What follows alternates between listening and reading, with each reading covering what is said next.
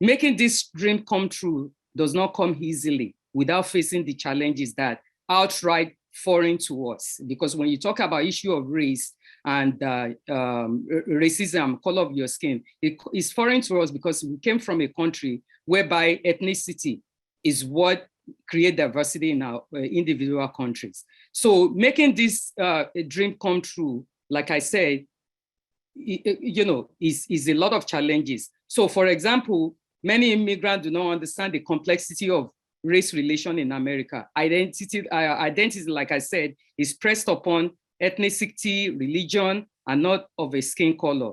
Even with high educational achievement, we began to experience discrimination, racism, biases based on our skin color or country of origin or our religious affiliation. So this experience is not only limited to us adults, but also extend to our children. So how is it possible for our children to navigate through this unknown territory when it's not part of our own experience? So I just want to give that background. I hope I make myself clear, at least for people to understand. So now I want to open it to the discussion. I would like the panelists to actually introduce themselves and talk about which country did they come from. So first I will go forward. I'm from Nigeria. Like I introduced myself initially, I'm from Nigeria and living in New York. So who wants to go second? Good afternoon, everyone. My name is Abimbola Fakoda.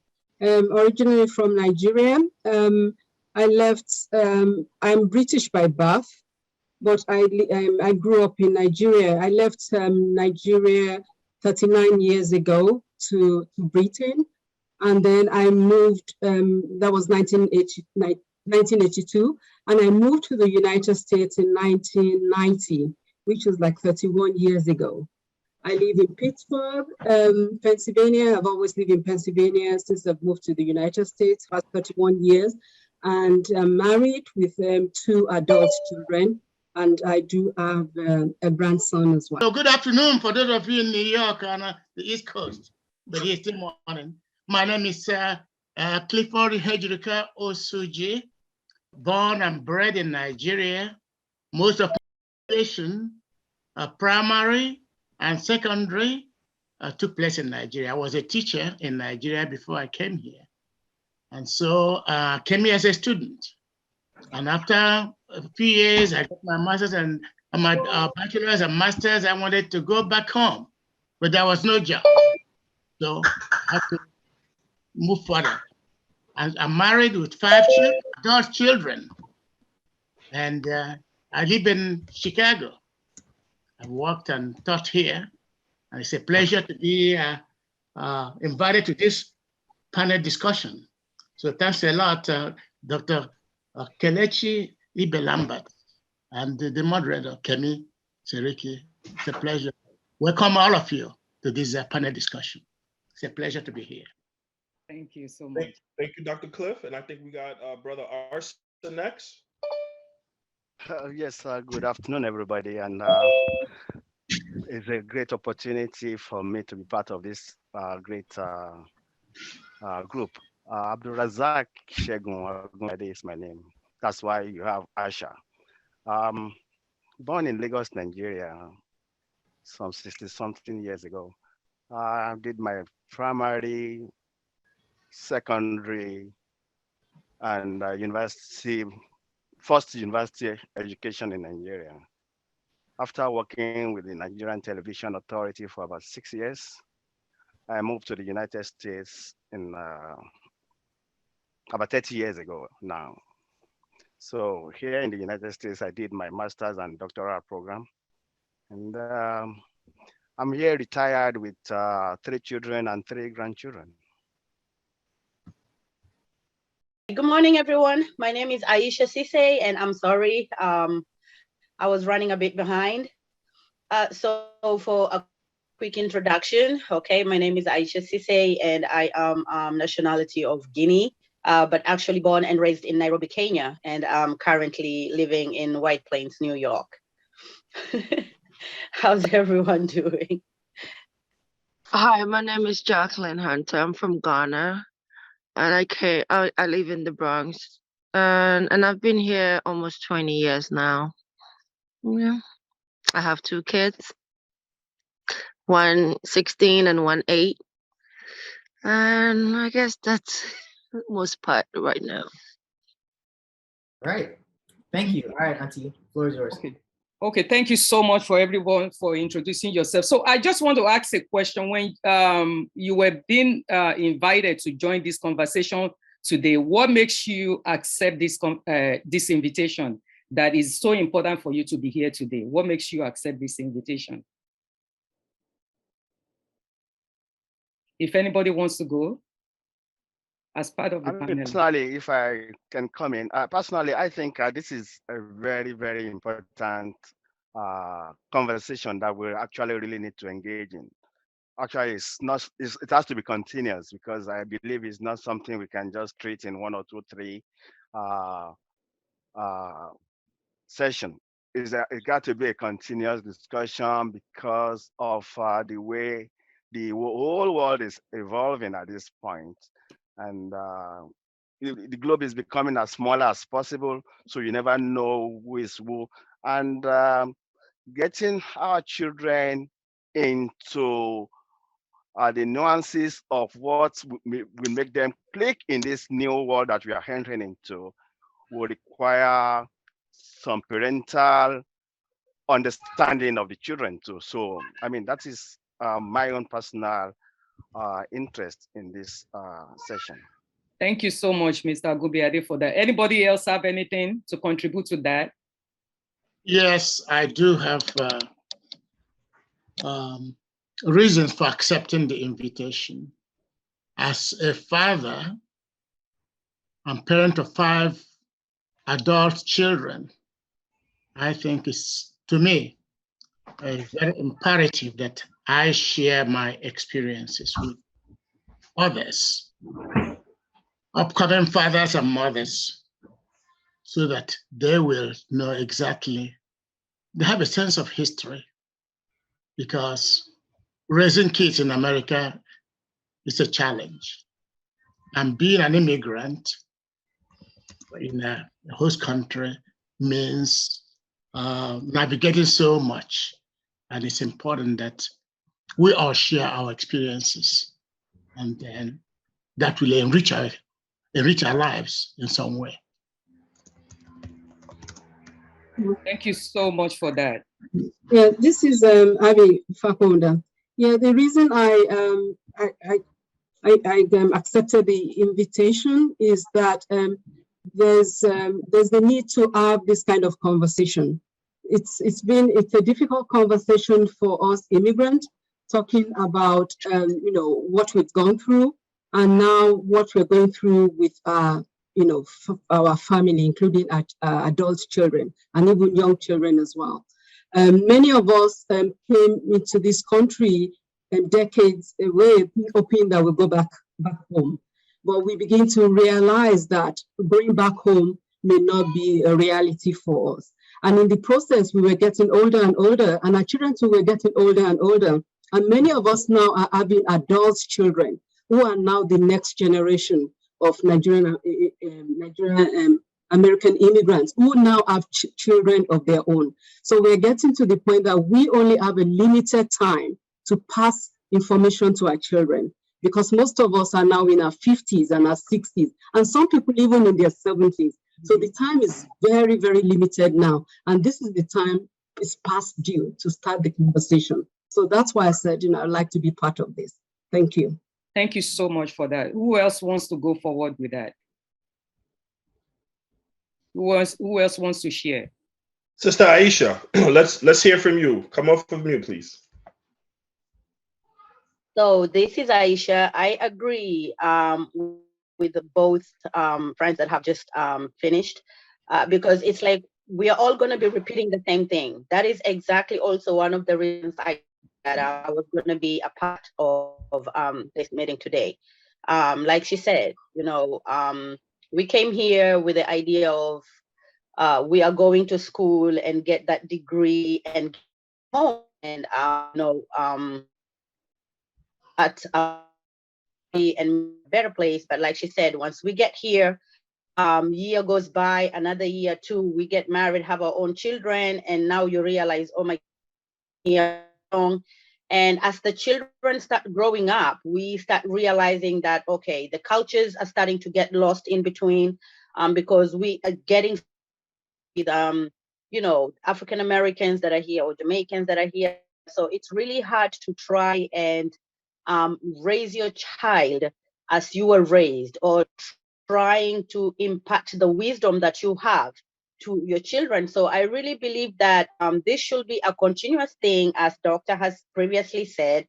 So I'm going to stop there and listen to the other parents that are on here. Okay, thank you so much for that. Anybody else have anything different from what is being said among our panelists to actually share as to why you accept the invitation today? Okay, I guess everybody. Anybody else? Yes. Yeah, hello. My name is Latifa Raimi. I joined to be part of this as an African American parent, and now have African American kids. I'm trying to learn more strategies from my elderly grown-ups, how to raise this children that we have in this country in a cultural and well-mannered environment that we found ourselves in. So that's why I joined it. Okay, thank you so much. So to ease among our invited panelists, to ease, on a light note, I just want to bring us back to our own childhood. What was your favorite childhood experience, when you were growing up back in your individual country? I would say my favorite experience growing up back home was when, back in Nigeria, among the Yoruba, there's something they call Oriki. Oriki is a praise poetry that is showered over you every day by a family member. It could be your mom, your dad, it could be your aunt, anybody in the household. So imagine when a child wake up in the morning, somebody shower you, praise you with this family praise song, and they say it to you every day. It makes you feel, so empowered. It makes you feel so good about who you are yourself. And that's one thing that I miss growing up back in Nigeria. So anybody have anything else to share, regarding that? Actually, I actually want to support the idea of the moderator because I would forever remember my mom trying to do that oriki to me first thing in the morning. And she goes on and on and on. And to the extent that my father will now give her money for doing that to us when we were young. But aside from that, I really miss the community. I really miss the community because something that just came to me now. I remember leaving my primary school with my school report card. Before I got home, my mother had known that I came first in the class before I got home. From my school to my house, I have gotten gifts from parents here and there before getting to my house. That is community. And that is what I miss coming to America. Thank you so much for sharing that. Anybody else? Dr. Osuji? Yes, mine, I had a unique experience growing up. I lost my father when I was only 2 years old. I'm still the only male among 6 children my mom and dad had. So growing up, I didn't have a father to look over me and tell me what to do and not what to and what not to do. But I had the experience of going to religious institutions. I went to a Baptist school when I was about 5 or 6. went through primary school, then went to teacher training college in Nigeria, Adventist school, Baptist schools. Those tended to open my eyes to morality issues, how to comport yourself, how to live. And so that helped me a lot. So when I came to the United States too, I wanted to imbibe the same values, not only religious values, but also traditional values and identity to my children. I know that our children in this country, in the United States in particular, have to navigate a lot of circumstances. And we don't want to leave them to forgetting where they came from. While they are socializing here, we also want to know where their parents came from. So my wife and I were going to school, working hard, and us going to school and working and raising 5 children. To me, that was a unique experience. And today I'm happy that I have 5 grown children who have not forgotten where they come from. So thank you so much, Dr. Osuji, for that. Thank you.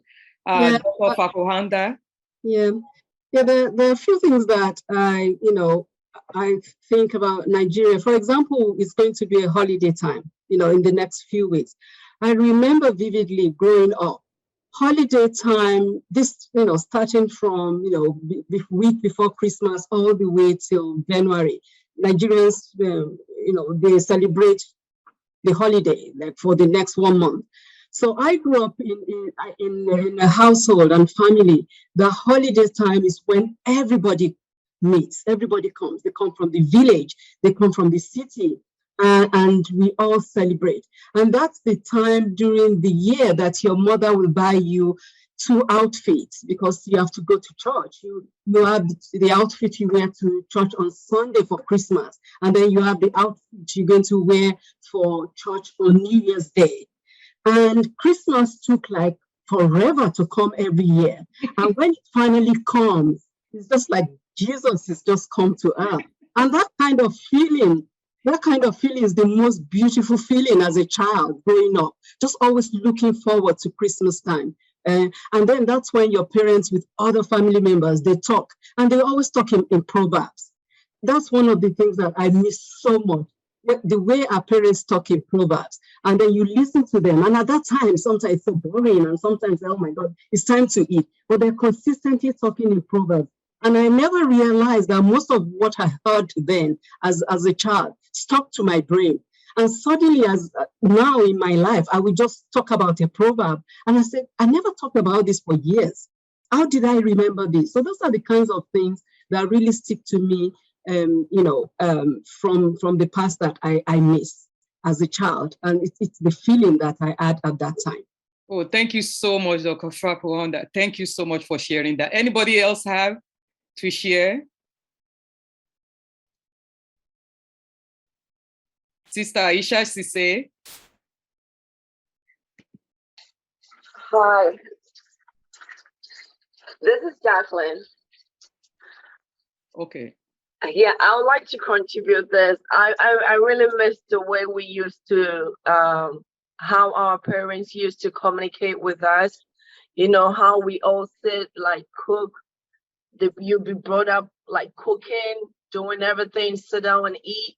But these days in this country, it's not like that. Mm-hmm. It's all about gadgets, phones. Even if you have to talk to your son, sometimes you have to like text, call. Before then, we didn't have all those things. So it's like everything has to be in your presence. Like even if you do something bad, it has to be in your presence. They say everything right in front of you. But these days, it's not like that. That is what I miss back home. Oh, thank you so much for that. Anybody else wants to share? Sister Aisha? Okay. Yes. As for me, my experience also is all about community.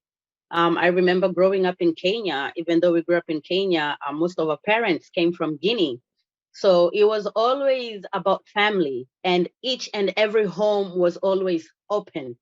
I remember me and my cousins, as we were young, like we would, we would be hopping from one home to the next, and the parents were not worried about where you are. And like I said, all the homes were just open for us. There wasn't restrictions or as it is now, like you have to look over your shoulder every second. If your child is not in front of you, you literally lose it.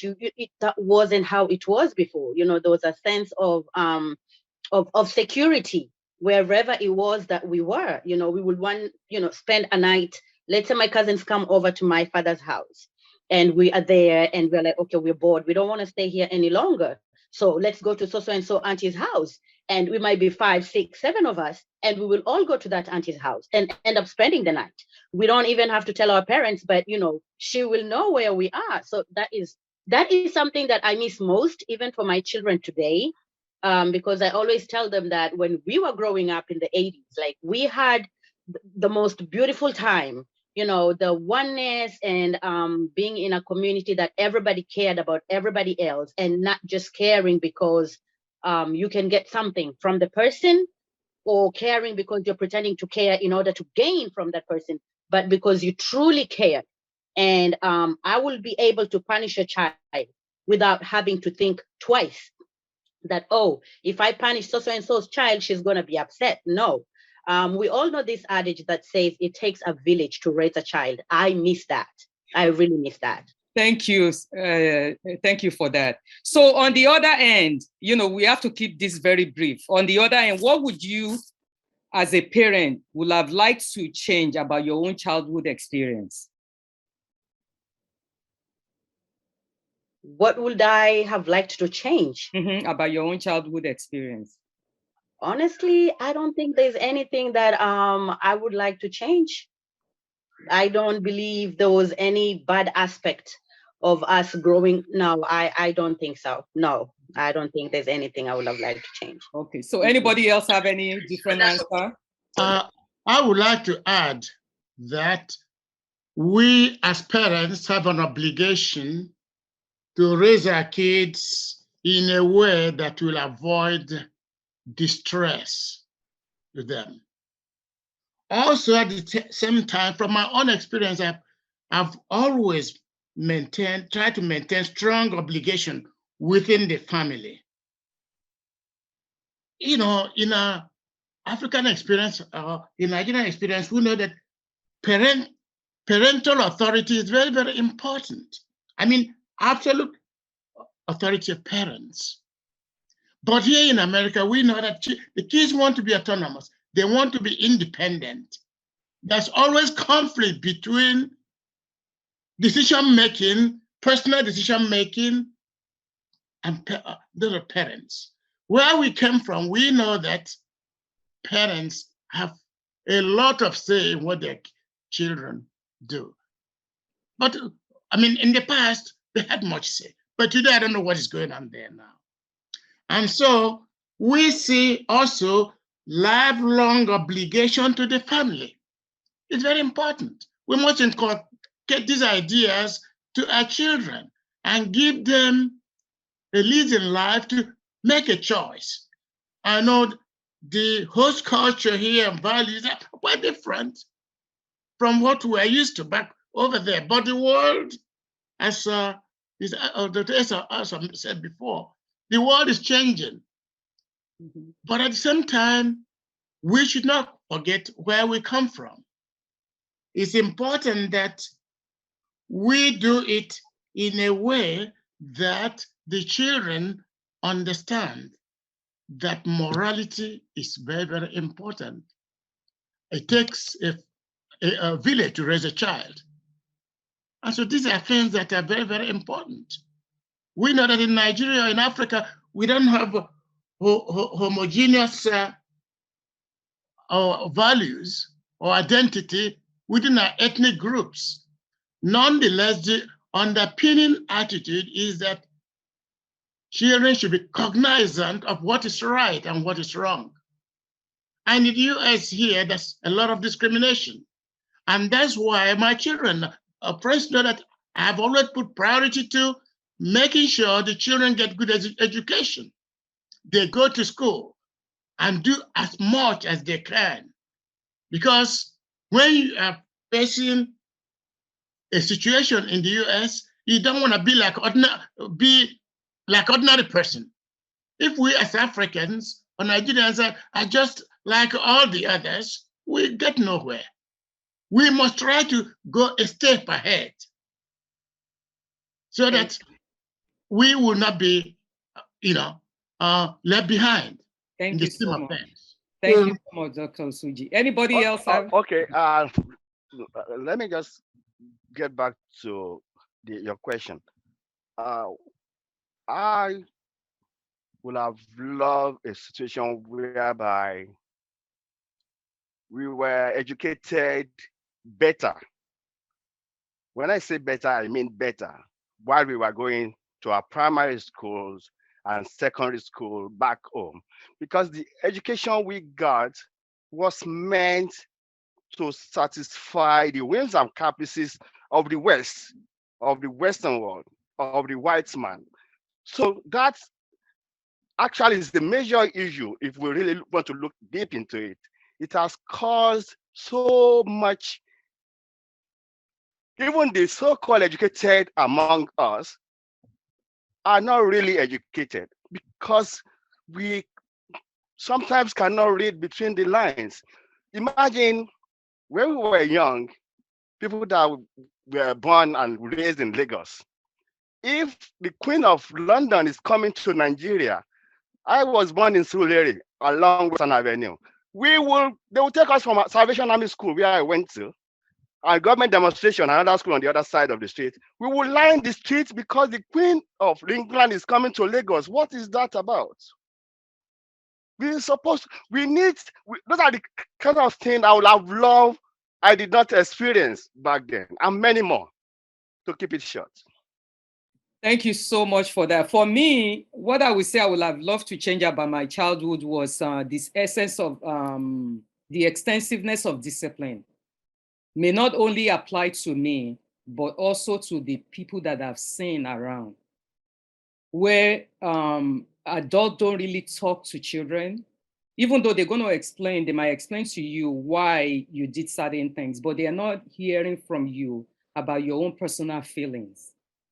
They are not actually having communication with you. And I think the lack of a child not being able to express their feelings have an impact in how we are raising our children in this country today.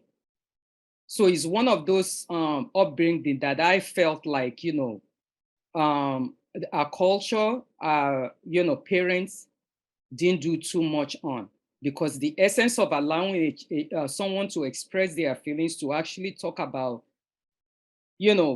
how they, what is actually bothering them. And this bring me to another question. Auntie Kemi, before you jump into your next question. Yes, somebody else wants to. Abby wanted to say something really quick. Yes. Yeah, thank you, Mr. I just want to come in. One thing that I would have loved, if anything has to be changed in my past, because I believe that everybody's life experience is unique, either good, bad, or ugly. That's what makes you the person you are today. Mm-hmm. So the only thing that I would like, if I had a choice, is the language. I grew up in a home that my parents, enrolled me in an English-speaking school where you don't speak vernacular. Vernacular is when you speak the native language. But we were very, very fortunate because we had lots of cousins and aunties that came from the village that lived with us. So we were able to speak the language. But we spoke English. My parents spoke in English mostly, half and half to us. So when I became a parent, because unconsciously, because that's how I grew up, I started speaking in English with my children. Now I have two adult and grown children. Frankly speaking, they can't speak the language. They understand everything. They can't speak the language. And that's one of the greatest loss for me as a human being, that how would I have a child? How would I have children that cannot speak my language? Because language and food, the language and food are the most important things that we can pass as legacy to the next generation. You see, the Chinese, the Indians, from one generation to the other, they can still speak their language and they still eat their food. I said, but as Nigerians, we were, I miss that. And I know that was like an error in this for my parents to passing it to me, and now I pass it to my children. So I'm hoping with my own grandchild or my grandchildren, I will be able to do a better work. So that's the only thing that I really feel, sometimes I feel, sad about. Thank you for that. But I know there's so many people who could relate to what you just said, because many people could not imagine that in African countries that the European language dominates so many homes. Actually, children were being punished in school if they speak their traditional language, which they call vernacular. And sometimes if you don't speak the English, the right grammar, people make fun of you, teachers make fun of you. But if you can't speak your own traditional dialect well, there's nothing wrong with that. It was widely acceptable. So thank you for bringing that to the surface. I mean, I don't know if you have time to talk about language, because I mean, if you remember what I mentioned, I was talking about education generally, but basically it boils down to what Sister Abby just alluded to. Language. I was in a forum like 4 or 5 days ago, and we were talking, adults, high school classmates, we were talking about this. And I was asking a question to a forum of over 100 people. How many of you can write an essay in Yoruba language of 1,000 words? Nobody can boast that he can write an essay of 1,000 words in our language. And imagine, I mean, this is not the forum to talk about the West and their influence on Africa, but I will quickly say this. First Tax 77, there was an agreement among Africans at First Tax 77 that we should have a common language for Africans to speak. They look at the map of Africa and look at the most spoken language in the whole of Africa, and they realize it's Kiswahili. That they should make Kiswahili compulsory for all students in primary and secondary school in 1977. 1977 to today is well over 40 years. Imagine if we have embraced that then, imagine how unified Africa as a nation would have been. Unfortunately, our leaders will not agree to that. Thank you, Mr. Agubiade. And that comes from colonial brainwashing. So that's what it is. So I just want to move quickly to other questions so that we won't be hanged on one thing. So while you were growing up, each individual of us growing up, which I've asked many of African immigrants that I come across of my age group, who would you say you are more closer to your mom or to your dad? And do you feel comfortable talking to your parents about maybe some of the struggle that you were going through when you were young? Anybody wants to go first? Because I would tell you that I was much more closer to my mom. Of course, with my dad, I demanded what I want. And, asked him, I wasn't too afraid because I have siblings that many of them were afraid of my father. And I was one of the bold ones who will never be afraid of him, because, when your father is coming, everybody runs to a corner. But, you are much more closer to your mom. I was more closer to my mother than closer to my father to talk about, maybe some of the struggle or challenges, that might be going through. So anybody else wants to share their experience? I don't want to blame God for this. For some reason, most of us are closer to our mom. We are 6 children, first 5 are boys, and our last born is the only girl. For some reason, I find myself closer to my dad than even my mom. Why? Because my mom is the one that punished us. My dad never spanked me once till he died. But I cannot count the number of times my mom beat a hell out of me. So I find myself closer to my dad, more comfortable talking to him. When I go to the shrine, because I'm a fella boy, when I go to the shrine, it is my father that I will let him know that, I call shrine Bedu. I would not go to my mom and tell her that because she's going to kill me. So I am much, much closer to my mom until when I get much old. I mean, I was much, much closer to my dad until I got much, much older. I got married and I started realizing what mothers go through. Then I started getting close to my mom. Okay, thank you for that. Anybody else have anything to share? As for me personally, my father was my best friend. I was an only child all the way up to, I believe, when I turned 16. So after I turned 16, of course, my father remarried, and my stepmom came in and she had 5 children for my dad. I'm not going to say I wasn't really much closer to my mom, but for every little thing, I would always run to my dad. That's how it was. And as of today, I have my daughter too. It's the same way. We still talk, we do things together, but she's also closer to her father. And I remember there was a time I sat down and I was just seeing the interaction between her and her father. And something hit me in my head. I had an aunt once. I think I was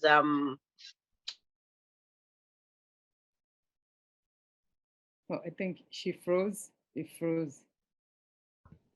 It was getting good too. Man, that's a shame. Okay. Yeah, can I come in? Yeah. Come in. Yeah, hopefully she'll come back. Yeah.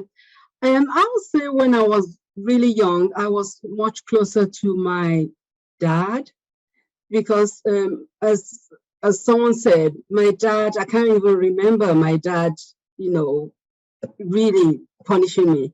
But my mom was the tough one. My mom was the one that, and being the first girl, we're always in this conflict, consistent conflict, which took place for decades. But when I begin to realize, when I begin to appreciate my mom, is when I started having kids, and then I begin to see things. Then I begin to have a better understanding that, oh, this is what it is to be a mother, and this is what my mother went through, and even till now, she's passed. So many things now I begin to understand better, and I begin to appreciate her towards the end. But initially, I was more comfortable with my dad, and I can talk to him freely.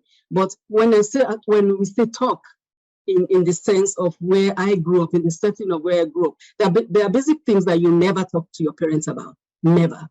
You don't discuss some basic things about things. They're just general things. So that's the kind of environment I come from, just general things. But other things that you're supposed to discuss with parents, I grew up in a space that you don't discuss things like that to your parents, except Thank you. It's necessary. Thank you so much for that. Anybody else? So anyway, now I'm going to move into immigrant experience and identity. So as an immigrant, how do you identify yourself in America to others? I know when we come across many of our fellow African immigrants, we talk about, oh, I'm from Nigeria, from Ghana, I'm from Togo. How did you identify yourself? Just one answer. How do you identify yourself to others who are non-Africans in this country? As for me, I identify myself as a proud Guinean Kenyan, but mostly I lean towards Guinea more than Kenya. Oh, okay. Okay. And who else wants to go? I identify, in general, I call myself, like I'm Black, because anywhere you go, you have to check who you are. In America, in this setting, I'm Black.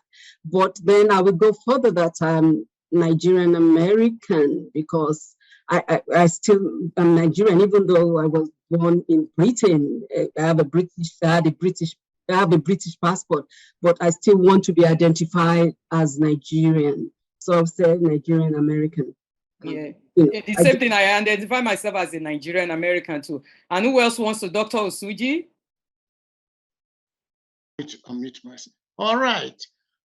When Americans and other foreigners see me, they know I'm African. But then it's obvious, I have obvious features that show that I wasn't born here or something. But so when I identify myself as a Nigerian, I'm from Nigeria. That's what I tell them. Thank you. And Mr. Bubiade? I mean, I cannot give you a one straight answer on this. The reason being, wherever you come from, as long as you have this black skin, you are an African. And I come from the school where I think Africa should come as one. So I don't see myself as a Nigerian first. I see myself as an African.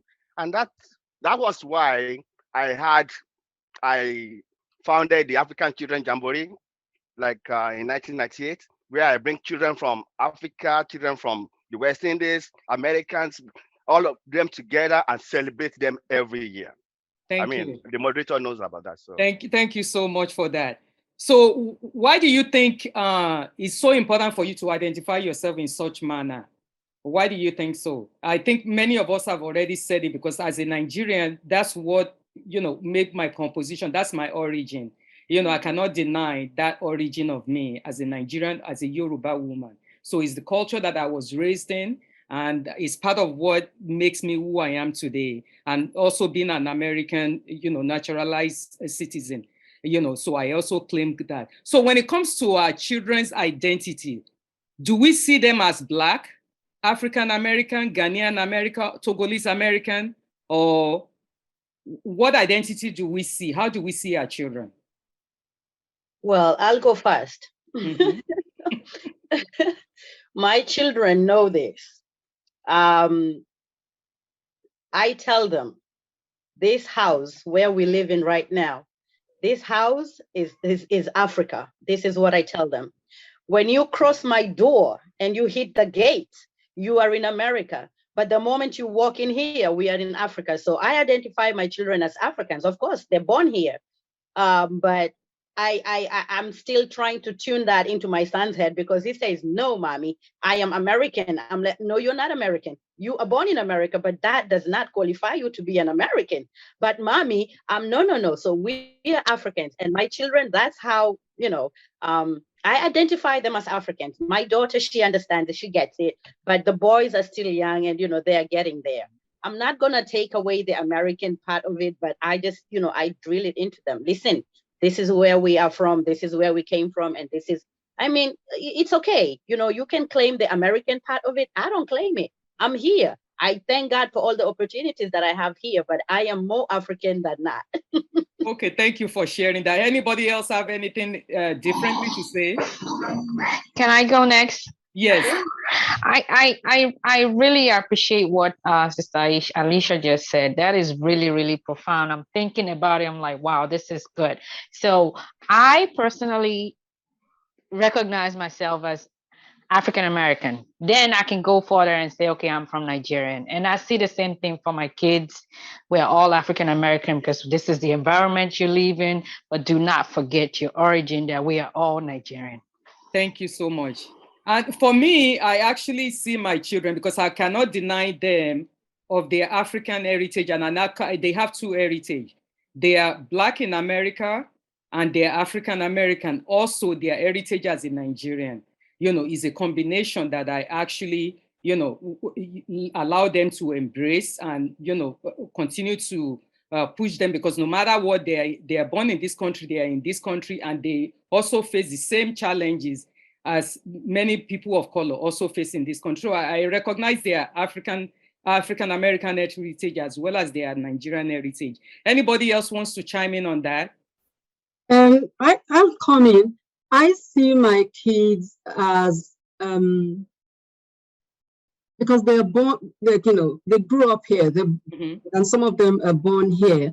I see them as they have a Nigerian heritage. They're not 100% Nigerian in the sense that they were not born in Nigeria, and they are born in America. I still see them as my African, Nigerian, and then American. But I think because they are adults, they can decide on the identity they want. They have to decide on the identity. The beauty about this is their name. Their name will give them up. Whatever you call yourself, there's a white American is not called Fakunda. They will know that, and then if you marry to a Fakunda, they know that there's a Fakunda somewhere that's connected to you. So with their name, and that's why it's crucial for me that our children, we have to maintain that name, from one generation to the other. And they will really know where you come from. So whatever the children want to call themselves, it's up to them, whatever they're comfortable doing. But I just know through their names, people will know where they truly come from. Thank you so much. Dr. Osuji, you want to go? Yes, I would like to add something. First of all, I want a correction. Usually when Americans see me or some others see me, are you African? I say Africa. But the next question is always, are you from Ghana or Nigeria or something? So in order to forestall further questions, they know I'm African. Then I tell them I'm from Nigeria. Now to the question of our children, the U.S. Constitution says, you cannot, if you're not a U.S. born person, you cannot run for president. Okay. Mm-hmm. And so we cannot deny their birth. We cannot deny the birth of our children. They are Americans, but I'm not feel that they are Nigerian Americans. And that's a qualification we don't have to lose sight of.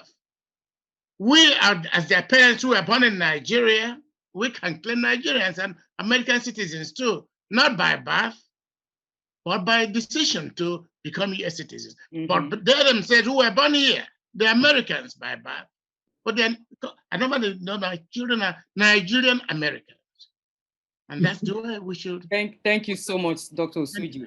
So that brings me to the next question. How do the American society sees or identify you? Black, African American, or immigrant? The reason why I asked that question is because there's a kind of dual identity that goes on. I know when we fill out any application, maybe for housing or for any loan, you have to put your race where you belong to. And I never asked that question until I'm going to tell you a short 1-minute story. When my daughter was 2 years old or 3 years old, I registered her at Harlem School of Art, where they do African dance, ballet, art, name it. So I registered her into Mommy and Me West African dance class. And in this class, it's being taught by an African-American woman. So whereby every time we go there on Saturday, she talks about African continent and she talks about African-American struggle and the people of color in this country. So one day she then asked me, knowing I was the only African immigrant in that class, many African dance class that I take here in New York, usually I'm the only African immigrant among them because most of them are African Americans, white, Asians, name them, all diversity of people. So she asked me, she said, do you consider yourself, how do you identify yourself? She asked me, how do I identify myself? I was shocked and I was taken aback by that question because I'm Black. And I said, yeah, I identify myself as a Nigerian American. And but what came to my head later on was that how do other people actually see me? Other people of color, how do they actually see me? Do they see me as Black? Do they feel that, whatever struggle African Americans are going through in this country, that I also go through the same thing, even more, because of my immigrant status? So that's why I'm asking this question. How do you think other people see you within the community without you even saying, I'm from Nigeria, I'm from Ghana? How do you think they see you? I think it's so obvious. When you walk in, you are Black skin. People see you as a Black, they see me as a Black woman. Mm-hmm. But when I open my mouth, that may change because the next thing will be, oh, she has an accent. Mm-hmm. Where does she come from? Mm-hmm. And then some people will ask you, where do you come from? And I will say Monroeville, Pennsylvania. And they say, oh, no, where do you come from? You know exactly what they're trying to, and then you have to start telling them your life story. So in the United States, anywhere you walk into, I'm a Black woman. Mm-hmm. And then until you open your mouth and speak. Yes. And that's when the next level and the next questions will come. Yeah, thank you so much for that. Who else has anything to contribute to that? Anybody else? Well, I like they said, I think it's a general thing. So we all identify as Black. Mm-hmm. Mm-hmm. Yeah, because whatever it is that, people of color goes through, we also go through the same thing. And it's not about anything special that is favorable to our, experience, because as an immigrant, you even go through more. Can each one of us name one challenges of being an immigrant, African immigrant in this country? One challenges that we experience as an African immigrant in this country. Just name one. My personal challenge, I just want to link it to what you've been talking about before, is the fact that naturally everybody see you as Black person, and it goes on. So when I first came into New York City and I was looking for a job, and I got a job to work as a security guard at Beverly Shelter on First Avenue, as a men's shelter. There at that shelter, the Black Americans will be pointing accusing finger to us, the security guards. You come from Africa to take our job. You all came from Africa to take our job.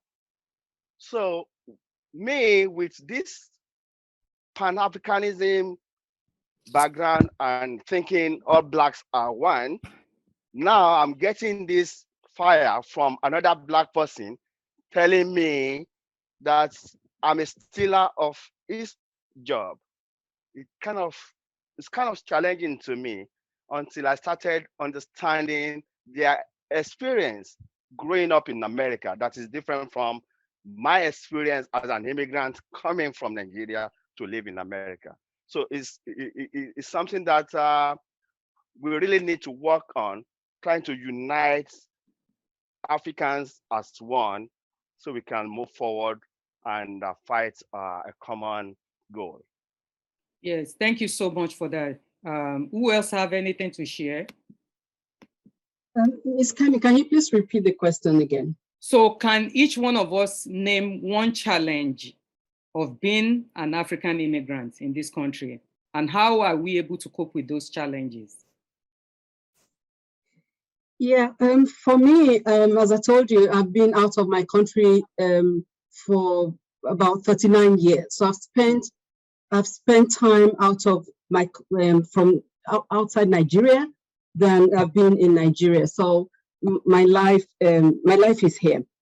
But the most challenging thing for me as a person is moving here as an immigrant with very, very limited knowledge about the history of we Black people, in general. Black people that live in Africa, Black people that migrated voluntarily to Africa or involuntarily, voluntarily out of Africa or involuntarily out of Africa. I migrated voluntarily out of Africa.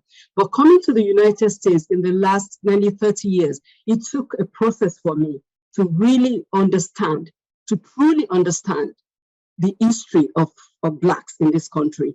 And and because as I begin to understand through my learning, through teaching and all that, it's a real challenge for me to really understand, to really put it together and say, this is what people have been through before us. And this is why people behave this way towards us. And that has always consistently become a struggle for me. Trying to put all that together and have a good understanding and putting myself in the position of others. Yes. And that's a struggle for me. Thank you so much for that. Thank you. Anybody else has to share? Yes, I would like to say something in that regard.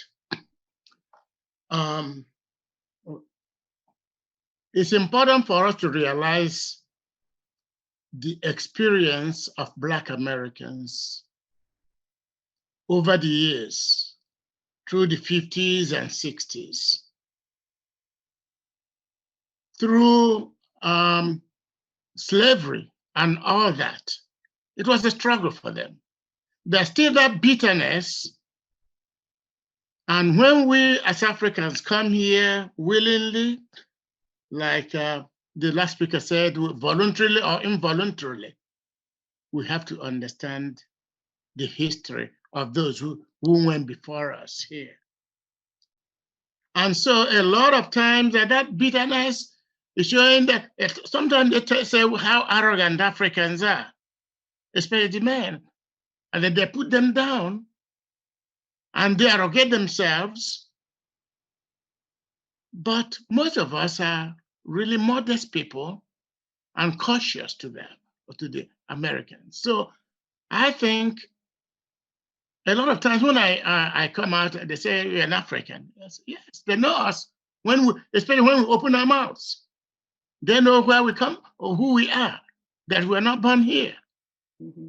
And so, as far as some of them may say we've come to take there's so many who are very, very friendly to us. But we as Africans must pick our battles.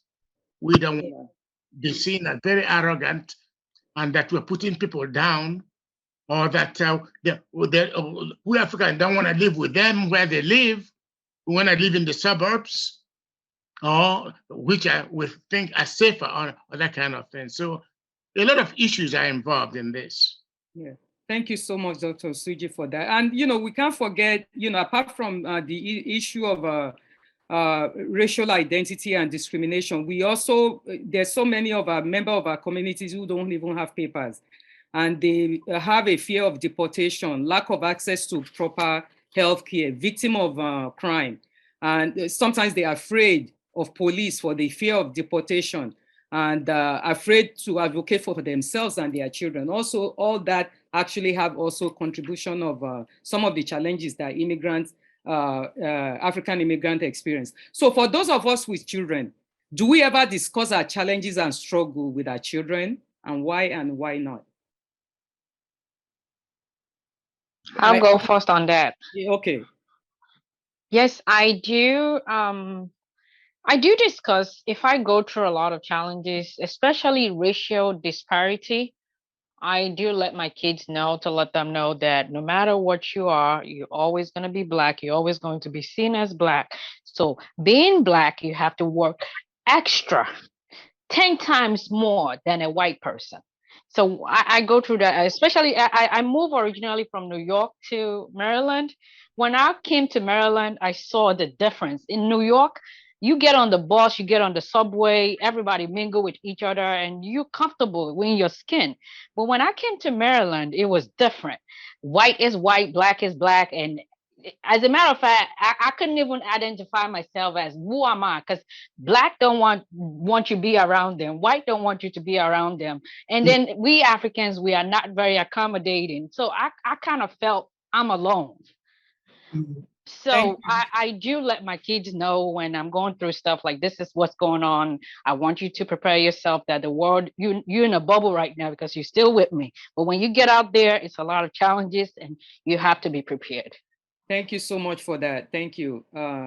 So for me, I would say I hardly discuss some of the struggle apart from the issue of race or the struggle of being able to come up and, make ends meet with my children. I have 2 children. I didn't even say that initially. I have a 26-year-old and a 22-year-old. When they were growing up, I never discussed some of the challenges that I'm facing because I felt like, I don't want to overwhelm them with my challenges, for them to be thinking and be worried whether their mom is okay, whether, some of the things she's going through, what is going to affect them. Because children tend to internalize emotional issue of their parents, and I didn't want that to shed over to them. So it was later on that when we start talking that they say, oh, you should have told us, you would have taken it, understand where you're coming from. So it's something that I'm learning to do myself, actually, to share my feelings with them. Anybody else have anything to share on that? Yes, I have something to share about that because my children have been well aware of the fact that I had to fight work discrimination at some time. Mm-hmm. You see, I've always tried to let them know along the way that they have to not be like everybody else. Get your skill, get your education. When you get to the job, do your job well. Otherwise, they'll use it against you. And so I had to fight discrimination. And most of them are aware when I had the right to do so. And so we talk about, we may not talk about, but they know that what I stand for, what is right. And when I go to work, I work hard and I put, try to be productive as much as possible. And so that is something that they're aware of. I don't have to sit down and talk to them, but I always tell them to prepare, because the society in which we live, if you don't have superior talent and if you're like everybody else, they have a reason to discriminate against you. But always move a step ahead.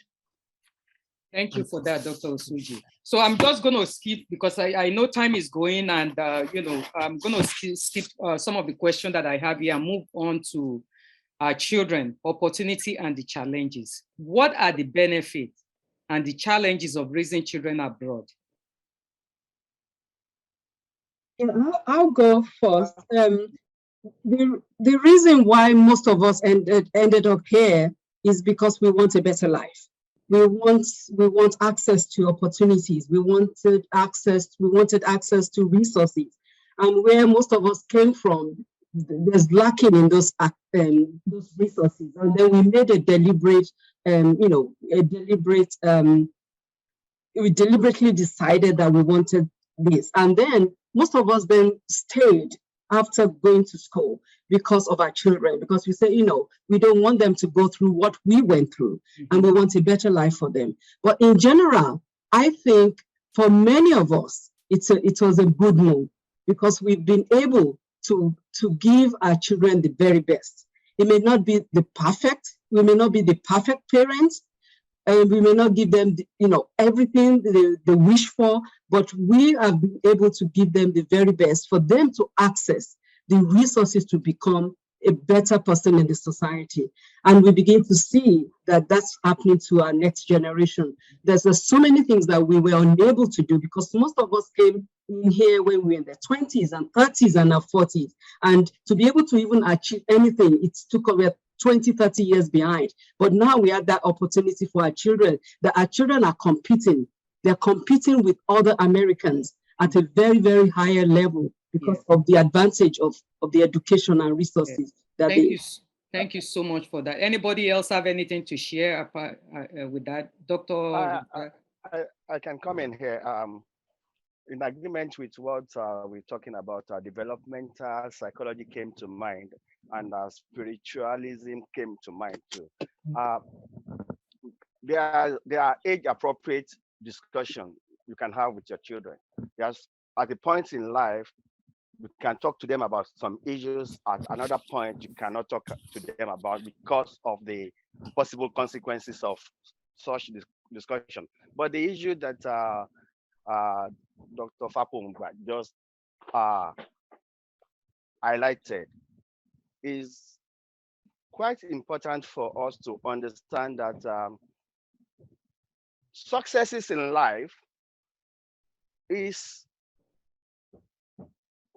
by opportunity, or I don't want to use the word luck, and some answered prayers, if people believe in prayers. Because not everybody that have their children here and raise them here have a great outcome at the end of the day. Some of us might be so thankful to God that we have fruitful children that are doing great in whatever area they find themselves. It goes to speak volume about the whole struggle that I had mentioned earlier. And it's a struggle of underdeveloping Africa. Deliberate underdeveloping Africa to ensure that people are given visa lottery to leave the medical world in Nigeria to come and help the medical industry in America, in London, in Germany, And it's a design that we need to thoroughly look into and deeply find answers to. We cannot just because, oh, I'm comfortable, I have a mansion, my children have their own houses. No, no, no, no. We have to look at it more deeply. That's okay, we have this, but how about the future of Africa and Africans? I mean, like I said, we have to have more time to discuss what is coming in my head. I hope we'll thank have you. another opportunity. Yeah, opportunity for that. Thank you so much. Because we're talking about the challenges. The benefit, like was said before, is the opportunity for better education, better lifestyle for our children. But there's also challenges that comes with it. Because when we talk about what many people of color goes through in this country, our children also are not exempt from that. You talk about the issue of gang violence, so many other things that is going on within our community. As an African, like it was said here before by someone, that when you're outside, you're America, when you come to this house, you're a Nigerian or Ghanaian. So our children have to balance between both two identities. When they go outside, it's something else. And those identities, when they go out, they face those challenges that sometimes we're not able to help them with it. Because as I gave example before in one of the forums that I held, if your child comes home and said, I've been bullied in school, I just want to throw this question to any one of us. If your child comes home and tell you, I've been bullied in school, what is the approach or advice that we're going to, help them to navigate that? How do we help them in navigating that? Yes, Dr. Osuji. Yes, I have had experience because my wife was working, I'm going to school, I was working and going to school, our children too. In earlier years, they are also going to school, and we had to make sure our presence was felt at school. And we also had to know what was going on at school. In most of the cases, I took my kids to school. If they had to ride the bus, I'll take them to the bus, then to get to school. And if there were issues, and some issues arose at school where I had to go, I'll take off some time from work and call the school, I'm on my way to come and discuss issues. In fact, there was some situation where I was told my son went through the wrong door and he was going to be suspended for 3 days. And the school called me. I told them, I'm on my way. I took a cab straight to the school. I want to speak to the principal. And then when I got there, people said, okay, Dosuchi, I will talk to you, look into it. And that was the end of the suspension. So we as immigrants, we have to be present when things are going wrong. If our children I know one of my kids, when coming back from school, there are some gun boys waiting on the way. I had to intervene. I told the security guard, and I will be there to make sure my kids were safe, going to school and coming back. We have to be involved. We have to go to parent-teacher associations. Don't think that some teachers don't have any whim of discrimination against African children. They do. Mm-hmm. I've had that experience, and I met it head on. So that is something we have to do, something we have to navigate and know that that threat is real. Yeah. Well, I'm not saying that they're all teachers are bad, but there are very, very good teachers, very, very good headmasters and headmistresses. But the fact is, we have to make our presence felt in the community and in the schools or churches where our families go to. And so that's why we should have an obligation to our family at all times. Yes, thank you so much, Dr. Osuji, for that. Because, I have one experience too with my son. When my son joined us in 1994, August of 94, we live on College Avenue between 169 and 170, and he was going to school on 167 on College Avenue, just 2 blocks away. We brought him from, it was the only one we had in Nigeria. The other 2 were born here. My wife, pregnant then, my daughter, and she was trying to dress his only son up to go to school. So in one of those days, there's a library on Morris Avenue, like 3 blocks away, and they jumped my son. They beat him up. I just came from Nigeria, so he was beaten up. They took his sneakers and they took his jackets, and he had to come home with no jacket on, crying, of course. So my wife was trying to. I said, "No, you are not going to react the way you feel." We were taught back in Lagos that when you have such experience outside, as a young boy, you must be able to have a means of fighting it yourself. I Yes. mean, there's a saying, "Tó bá gbọ́ nílé, wípé wọ́n nà wá lóde, ẹ̀yin àgbààgbà ẹ fọkàn balẹ̀." If you hear that you were beaten outside, you parents, you should be rest assured we're going to fight for ourselves. Yeah. So I told my son that that is what you have to cultivate. Know how to fight for yourself. Of course, I went to the school, talked to the principal the second day, and at the end of the day, he started fighting for himself. And that is how I personally decided to train my children. You should be able to fight for yourself when you get out there. Thank you so much. One more thing I want to. Yes. Kemi, one more thing I want to add there. You see, we live in a society that lives by law, existing laws, ordinances, and things like that. And we don't want our children to be victims of violence. At the same time, we don't want them to, we should always follow due process. At one time, I had some kids, but my kids, I took the parents of those kids to the police station. Call the police, look at, they're bothering my kids. I didn't want to take the law into my own hands or ask my kids to fight back.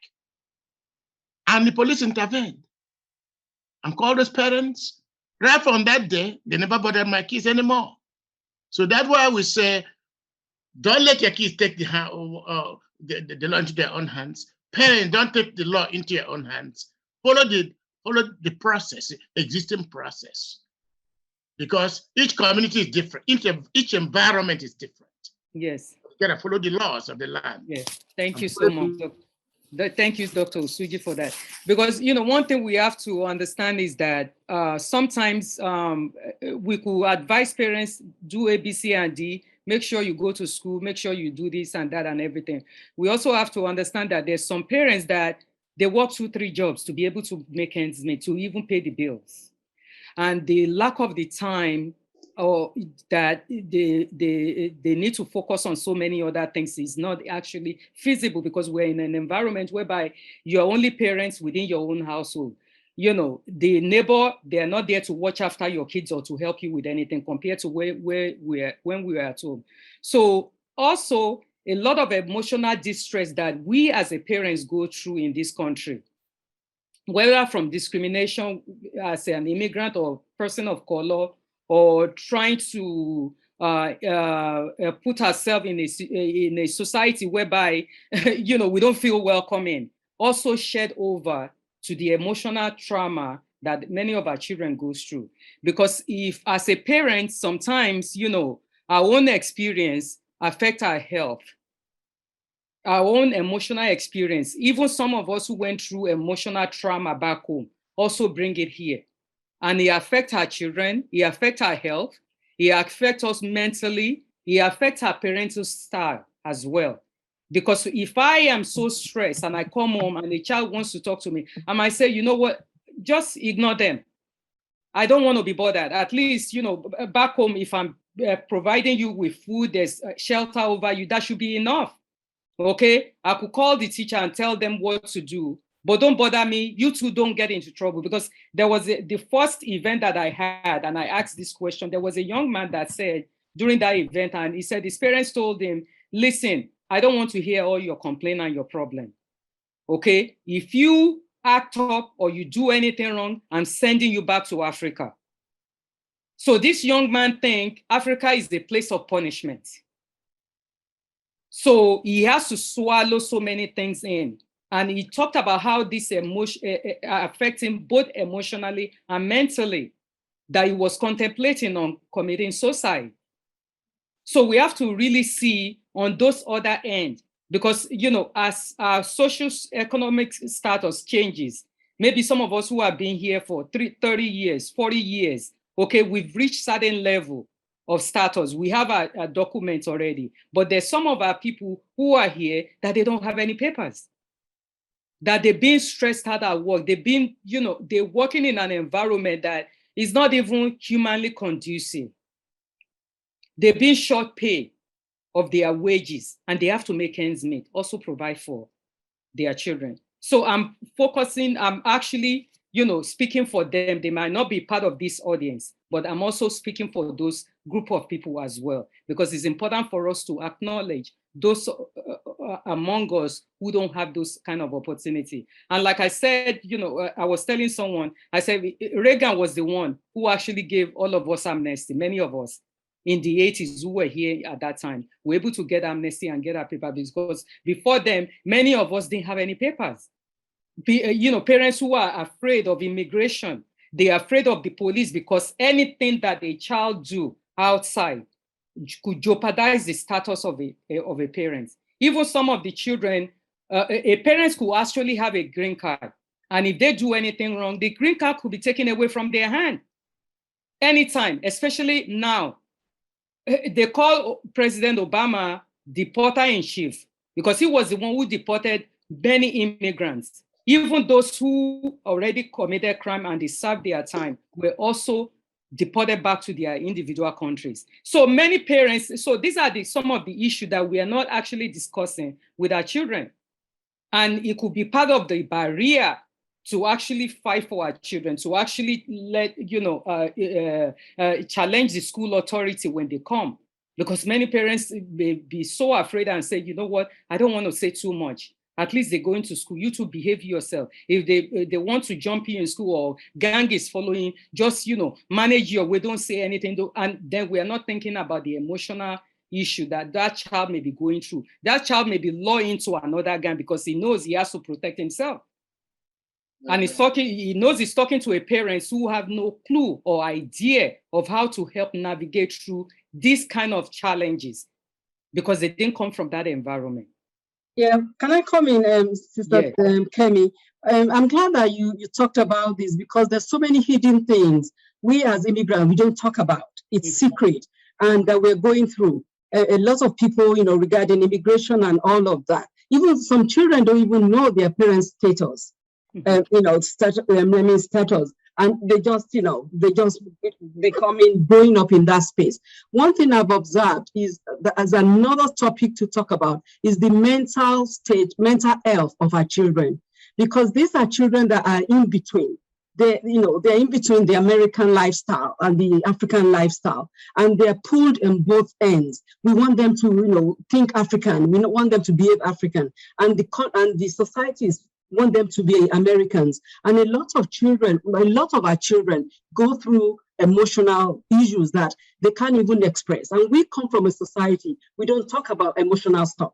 We don't talk about mental health issues. So we find many children growing up as adults having mental health issues. And the issue is, when this is not addressed, when they're in the teenage growing up, when they become adults and become fathers and become mothers as well, it compounds, because it hasn't been addressed when they were young. It affects marriages, it affects relationships, on and on. So that's an issue to talk about, to really address. Another thing is, as immigrants, when we come to it, we're here in a different space. We need to know the law of the land. We can't do things the way we did it back home. We need to know the law of the land. We need to deliberately know what's policing in this country, what's social service. We need to learn that. So when we're dealing with things, we don't deal with it as if we were in Nigeria, or in Ghana, or in Guinea. We deal with it as an American.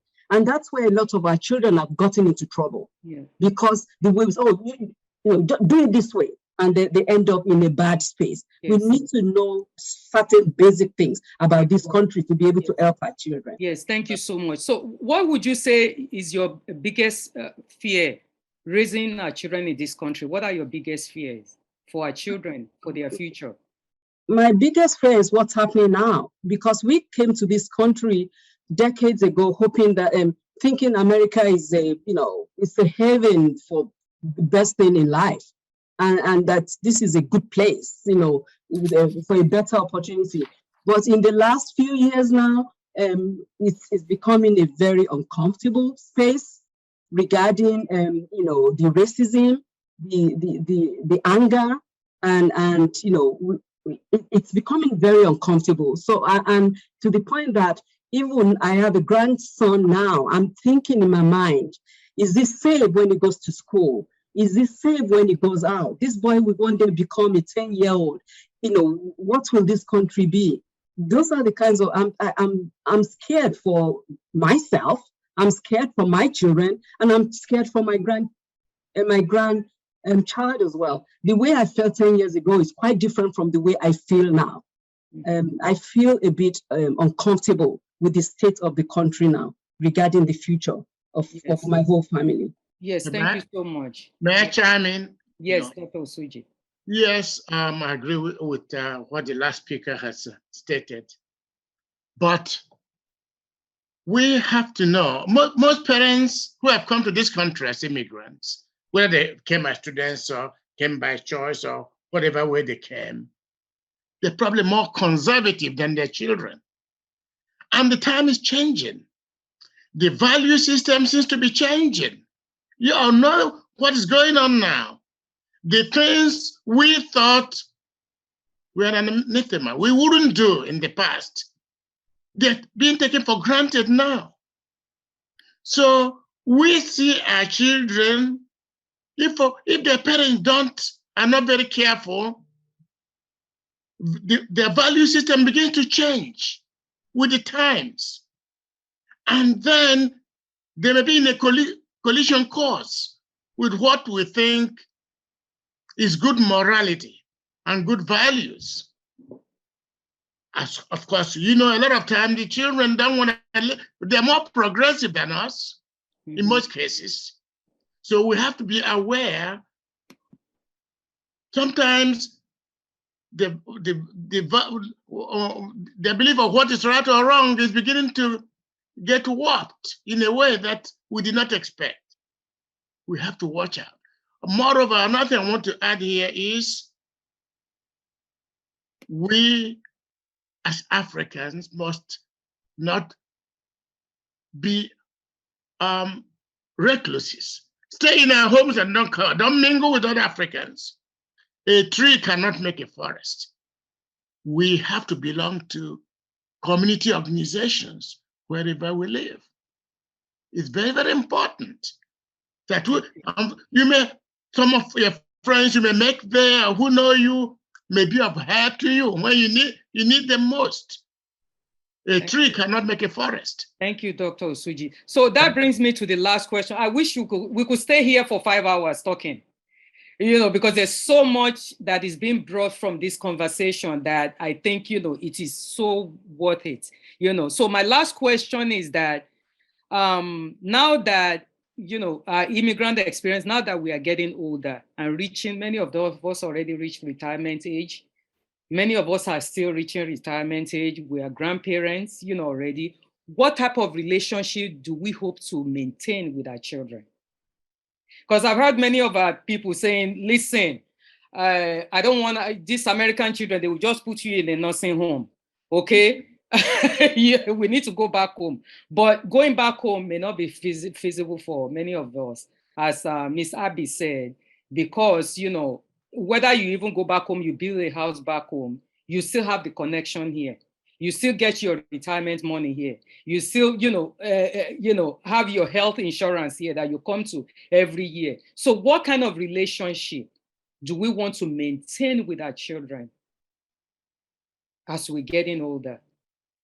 Because for me, I want to be able to have that close relationship with my children, have an impact, that they will never forget from their upbringing, and also be able to have that impact on my own grandchildren when my children start having their own offspring as well? I think whatever relationship you plan to have with your children will be an offshoot of the relationship you had with them when they were young. Just like my parents took care of me when I was young, I make sure I did my best for them when they were old. So it is what my children saw me doing for my parents when they were getting older till they die will just automatically come to them as this is what I need to do for this man, regardless of the environment you find yourself, America, Nigeria, Zambia, Ouagadougou, anywhere you find yourself. It is what they see that they are going to show. I'm retired now. This time next week, I will be in Lagos, Nigeria. I find it very difficult to say that I want to stay in Nigeria. I mean, it's like I built the house for bird and cockroaches to be running in there because I've not been there for, I mean, I was there in July. I slept in my house for about 4 days. It's here so everywhere is home. Wherever you find yourself is home. And actually, nobody knows when we're going to end our time. I'm in the Bronx now. I don't know if I will die in the Bronx. I may die somewhere else. Nobody knows that.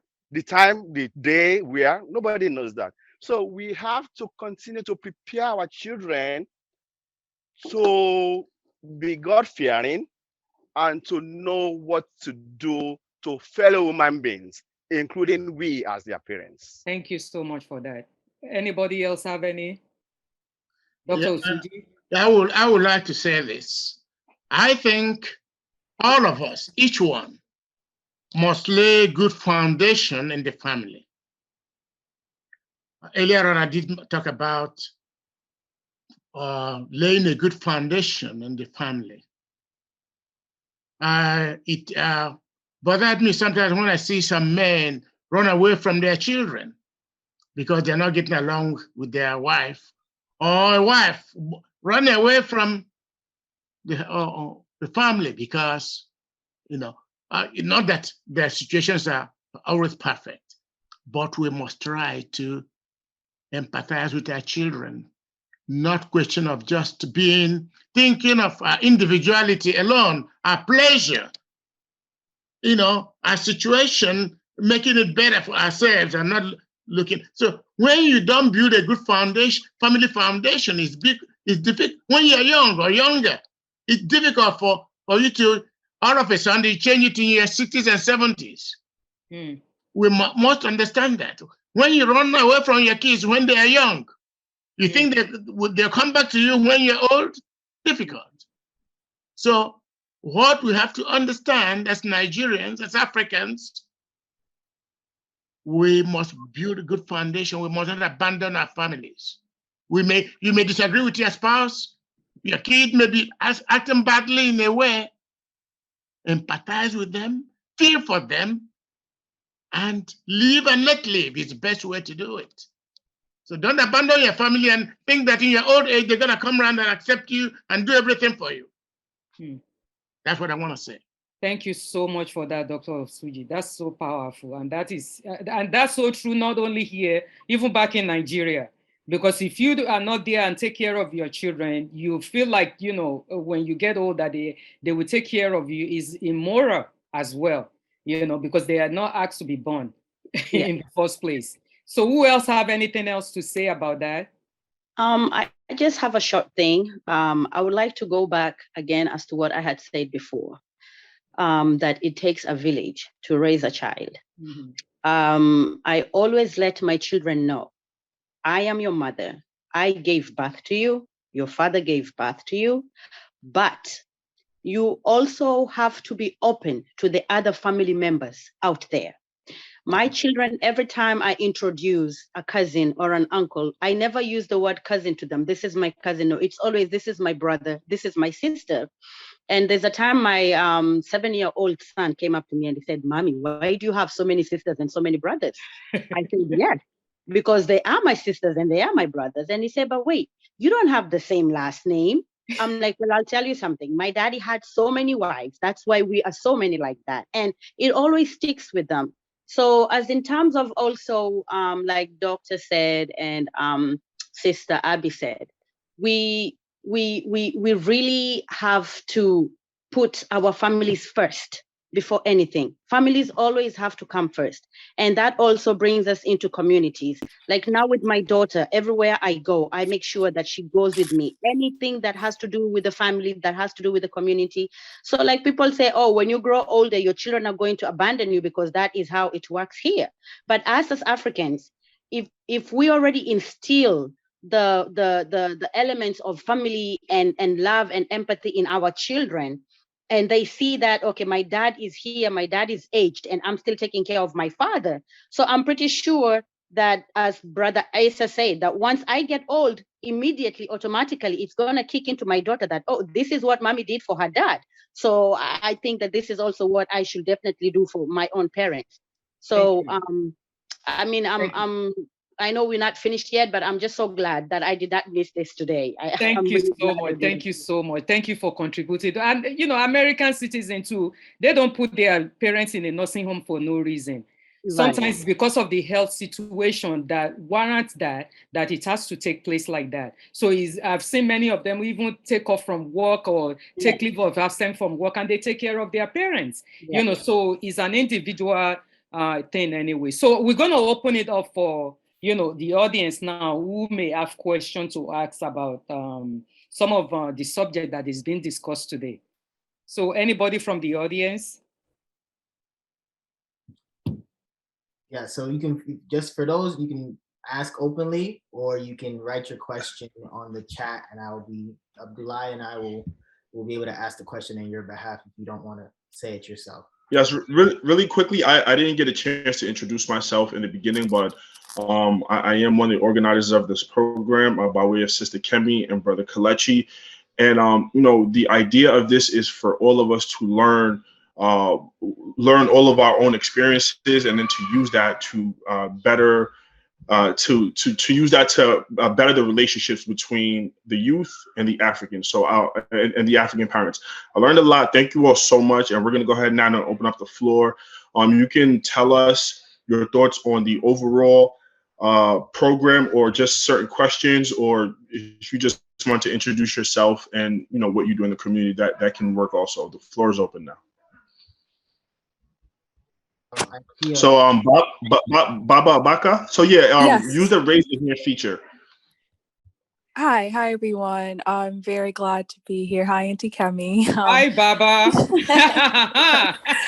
I know. Baba was my podcast co-host. Yes. I still am. You know, I took a little bit of time off. We have a lot to talk about, Auntie Kemi. Okay. But I'll call you right after this, actually. But hello, everyone. I'm so happy to be here. I really enjoyed this conversation. And I have a question regarding sort of like the pressures on African, you know, the African children, right? And I've loved everything that the adults, my aunties and uncles, have said so far. But I heard an auntie mention about how, you know, here in America, as an African immigrant, as, you know, the child of an immigrant, you need to work twice as hard, 3 times as hard, 4 times as hard, right?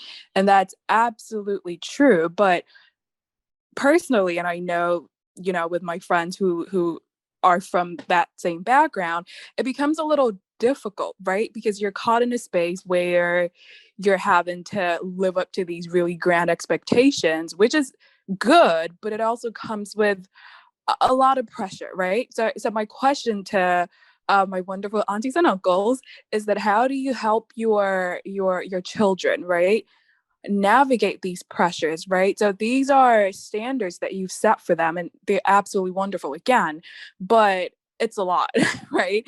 And it takes a lot of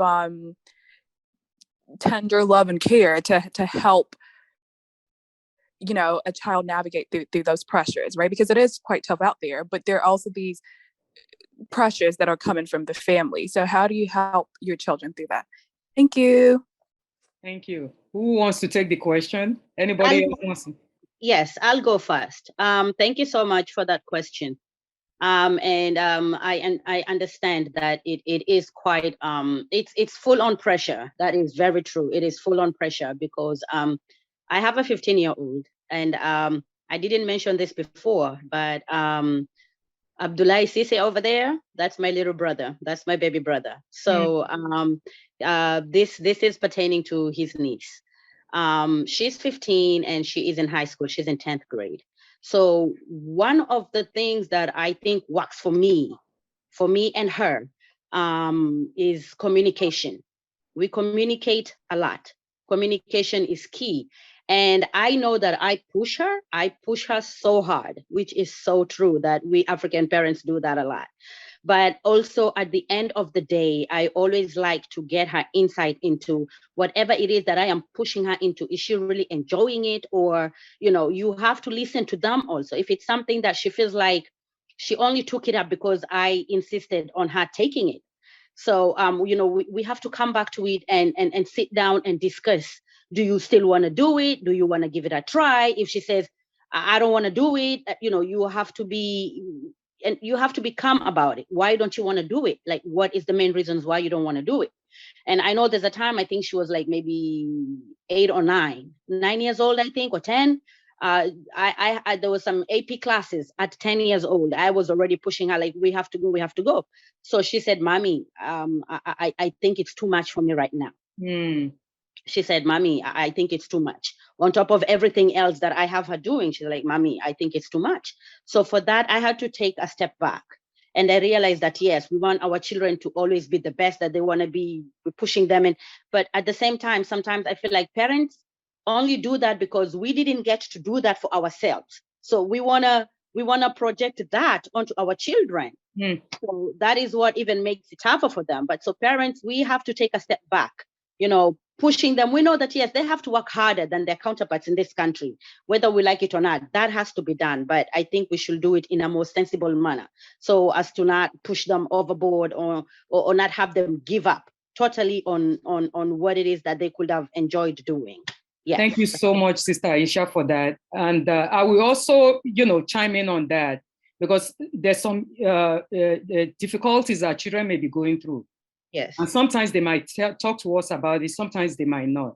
I'm proposing for us as African immigrants that we need to start thinking about therapy. Yes. Okay, the professional help in this country that could actually listen to them and help them navigate through their difficulties. Because many of us are not experts in these emotional challenges that our children may be going through. So for some who are listening to this, if you know that your child is going through some other emotional issue and it's not something that you're able to handle, it's good to, get them the help that is needed. You could contact their school guardian counselor if they are in high school. When they are older, you call your health insurance and say, listen, okay, can you give me a list of therapies that my child could be able to explore to help them deal with a lot of their emotion issue that they might be going. Because like somebody said here, sometimes children don't tell us anything, so many things. Dr. Abi said that many of our children may not tell us many things that they are going through, but through therapy and outside intervention, sometimes it does work very well. So if we can have another question. Yeah, there's another one, Dr. TT. Okay. Thank you so much, everyone. This is very exciting and to be part of it. So for the sake of full disclosure, I don't have kids, but I've been blessed to raise quite a bit of them. I raised all my nieces and nephew. They're the ones I have here in the US that are living with me. There are a lot of points that I appreciated being mentioned. And I think we tend to assume that this is peculiar to African immigrants. That's not true. Every immigrant community in America went through this phase of their children. How do I help my children make the best of their life in America? They all do it. So it's not peculiar to us. Having this conversation is also not peculiar. How do we help our children? I appreciated the fact that it's brought out that you can seek outside help. I think one of the things we may not tap into is the resource we have in our own community. So for example, my sister has been here before I came to the US. And once I came, her children became my children. I wasn't planning on having kids. So her children became my children. And I became the one they can say everything to. There are things you cannot say to mommy and daddy, but there are things you can say to auntie. And that's the function. So how do we tap into those mechanisms we use back at home? Because I want to ask how many of you when you were growing up in Nigeria or in Ghana or Kenya or anywhere that your parents sat you down and said, so by the way, Kelechi, so when you start growing and you have that wet dream, this is what it means. They don't talk to us about that. But that does not mean you don't have an uncle and aunt that you can feel comfortable to say that to. So for me, my nieces and nephew, by the age of 3, I was telling them which body parts people can't touch. Because I have to prepare them for potential sexual assault as young kids, sexual molestation. By the age of 7, we were talking about crushes. My sister, the day she found out that the daughter, 8-year-old, had a crush, my sister almost died. And I'm like, what the heck is your problem? You had a crush when you were growing in Nigeria. We just didn't call it crushes. I mean, what's your problem? And my sister was like, oh, that's true. I said, yeah, you remember the teacher that wears tight pants that you really like? That's what is called a crush. And that was it. And so I had this conversation with my sister's kids. But you're right, having an open conversation. So the key is this: how comfortable do you feel talking about this issue about yourself to expect the children to talk to you about it? My sister's kids heard about the fact that I had a crush when I was 10 years old. And I was like, oh my God, did you see that guy? It was like this, it was like that. So they could tell me, so they know it was not weird that they were having crushes. When it came to bullying, I prepared them. I said, what if? And I remember the phone call from the school. My niece, she's now finishing the university. My niece, the principal called me to say, well, we have a situation, your niece called 911. And I said, why? And the principal said, well, she said some kids were harassing her and she's been telling them to leave her alone. And that she said that auntie told her that if they harass you again, just call 911. And that's what I did. And that's what she did. I said, call 911. And once she called 911, they ran away. They left her alone. And so the principal called me and said, well, next time we have a process in place. And I calmly told the principal, I said, yes, I respect your process in place. But if I remember correctly, she's been through your process twice to report these girls. Since you're not doing anything about it, 911 takes care of it. Now they won't disturb my niece again. The principal was shocked. So I'm saying all this because there are things that when it comes to academic pressure, we as parents don't help our children to understand principal thing about academic pressure. I want you to succeed, not for me, but for you. We forget that part. How do I help my child understand that the success of my child is for my child? My nieces and nephew, I'm so proud of them. One is a doctor one is a nurse. She's now going back to medical school. The other one is finishing. She wants to be a PA. One is trying to be a computer scientist. And if you ask them, they'll say, well, there's nothing Auntie Titi doesn't discuss with us. But when it comes to this, it's always a question of, in fact, I'm calling one today, the last one today, to say, what do you love to do? The conversation needs to start from what do you love to do? I know we are all pressured and we have to work hard to provide for our family. But I agree, how do we talk to our children? If we cannot talk to our children, are there people in our circle that we can use? Do we feel if our child go and talk to Mrs. BB down the road, that means our child is taking our family problem to Mrs. BB? Is that the way we perceive it? Because if our child feels that they are betraying the family's confidence, they won't want to talk.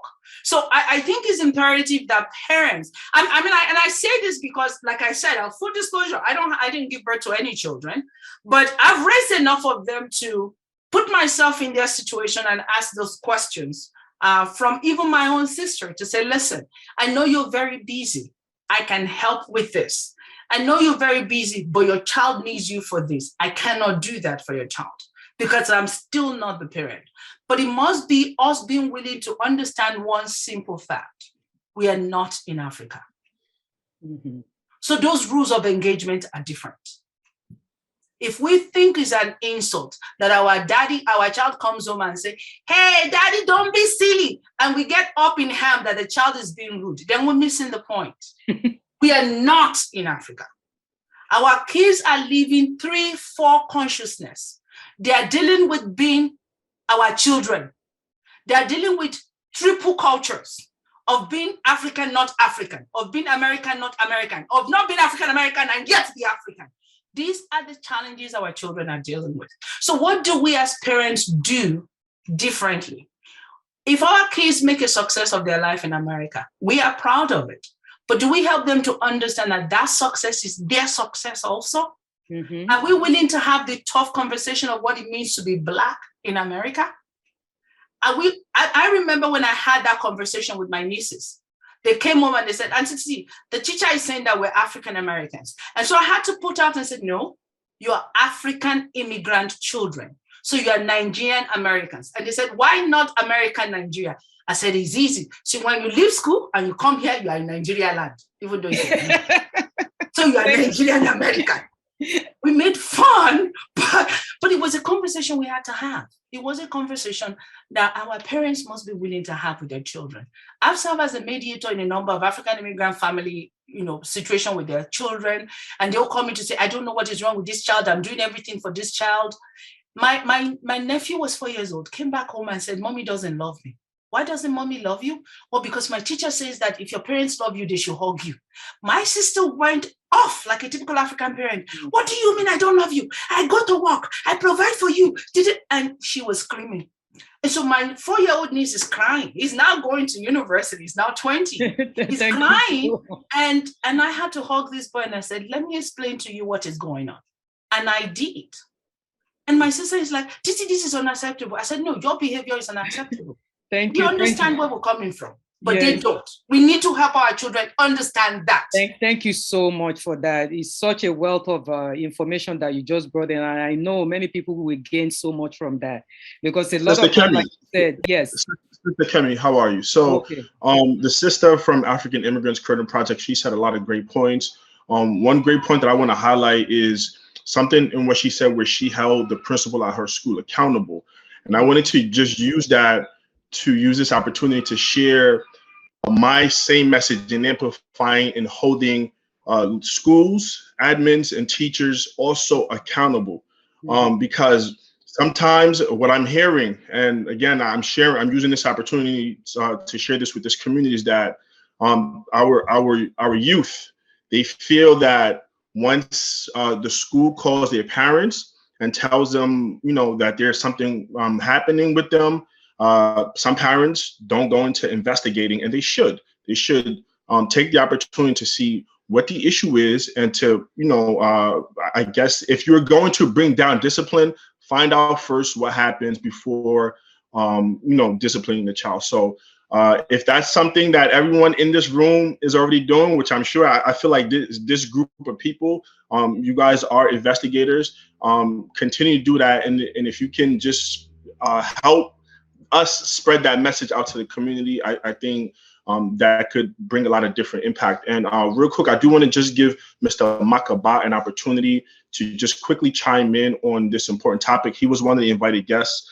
He wasn't able to come on earlier, but he's here now. Mr. Maka, could you quickly just throw in just a comment or two on the relationship between African immigrant parents and the youth, please, and then we can start closing the program. Assalamu alaikum, Mr. Abdullahi. How are you, Mr. Maka? Alhamdulillah. How's everything? Alhamdulillah. All right, just quickly introduce yourself and tell us about your maybe like one challenge that you've had as a parent raising an African youth here in the Bronx. Looks like he's frozen. Okay. All right. So yeah, we'll okay. Yeah, it's like it's frozen. Will you repeat it, Mr. Abdullahi, again? Just one challenge that you've seen or experienced as a parent in raising an African youth in the USA. Okay. All right. Thank you so much, Mr. Abdullahi, for having me here, and thank all your team and all the guests who are here. Unfortunately, I couldn't make it by 12 o'clock. Sorry, but I'm here. Thank you so much. Coming back to the question regarding the challenges to raise a family in the United States. I believe number one thing, we need to keep our culture like the way we are raised back home in our country. By raising our culture will help not only the child, but the parent also to continue to remind us, no matter how we live in United States richly compared to someone who live back home in Africa, we will continue also to remind ourselves of our culture, how we used to live back home, connecting the family together, uncle, father, aunt, nephew, cousin. It will help us a lot, and it will help our kids to know that all our culture. If you continue to keep it, it will help us to give a good shape for the family and for the kids, to remind them, to tell them also, America, where they live here, is a place we have a good opportunity compared to where we come from back home. It's time to also to talk to kids, do a communication between your kids. I had one time I had a discuss with a parent, white parent, who was saying that they have a Wednesday. Every Wednesday is a family talk. He said that family talk on Wednesday, family get together in the table, talk about life, how to succeed, how to avoid problems, how to be more kind, empathize with other families. And this is a Wednesday, every week they have this talk in the family. If African also continue to find this program and put the program in their family, every Wednesday, every other day, to get together. Maybe you apply, you can say Friday, maybe I will say, or for me Monday, or another one will say Tuesday, any day. But getting together in the family, like when you guys are eating, talking about, telling them where you come from, like you take in education level, you tell them your kids back home, like a parent say, listen, I used to go to school, I never have any book in my life, only I was relating for whatever my teacher gave me at school, no any other book. But in here, in your room, you have 1,000 books. You can go everywhere, get a book. Your teacher will give you a book. Your school will give you a book. They will assist you for your education. Back home, we don't have that. Then try to take this opportunity. You tell them about someone who live in back home school, going school. Sometimes he doesn't even have a breakfast. He doesn't even have a 2 pair of shoes or three pair of shoes for you in your closet. Mr. Maka, because the program is like ending, we just wanted that quick intro, and I'll follow up with you afterwards. So I'm going to give the floor to Brother Kelechi and Sister Kemi for just convening the program and closing the program out. Thank you. Okay. Yeah. So what I would like really again before we close is just if we want to have any parting words from our panelists. They want to just say any closing words before we wrap up, that'd be greatly appreciated. Again, just want to thank you all for taking the time for such a lovely, rich, insightful conversation. It was phenomenal. And thanks to the audience for being very engaging, very interactive, and asking some great questions, and our moderator for being phenomenal as well and facilitating such a lovely discussion. But before we go our separate ways, until the next time, I want to remind everyone that this is the first part of a 3-part series, and it will go as the parents will talk. The next conversation, we will have the children that will be talking, and then we're hoping by the third and final conversation, we will have a mix of both to have a very robust conversation. So with that being said, I want to just open it up for our panelists to have some parting words. Again, anything else that you want to share before we wrap up? I just want to say thank you to everyone for finding the time to join us. I think this is a good start, a good conversation. We need to continue to do this, and we're going to be able to learn a lot from each other and to give everyone the opportunity to express themselves. And thank you so much for being here and your patience as well. Have a blessed day. I want to thank the producer and the people in the background, Kelechi and Abdullah.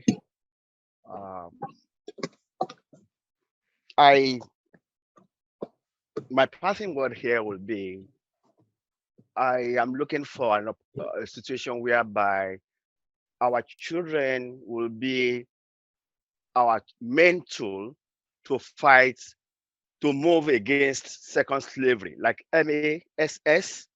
We will use our children, get them on the right path to now go and build back Africa and bring back that African pride. That is my parting word, and I hope we will do that someday.